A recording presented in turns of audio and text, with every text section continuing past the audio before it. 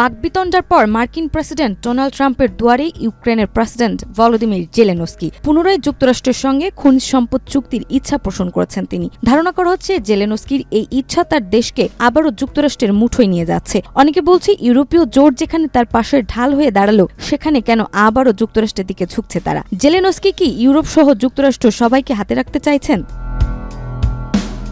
ইউক্রেনের president Volodymyr Zelensky জানিয়েছেন তার দেশ যুক্তরাষ্ট্রের সঙ্গে বিরল খনিজ সম্পদ নিয়ে চুক্তি সই করতে প্রস্তুত। 2 মার্চ লন্ডনে অনুষ্ঠিত এক সংবাদ সম্মেলন শেষে বিবিসিকে দেওয়া এক সাক্ষাৎকারে তিনি এসব কথা বলেন। সেদিনই তিনি যুক্তরাষ্ট্রের রাজা তৃতীয় চার্লসের সঙ্গেও সাক্ষাৎ করেন।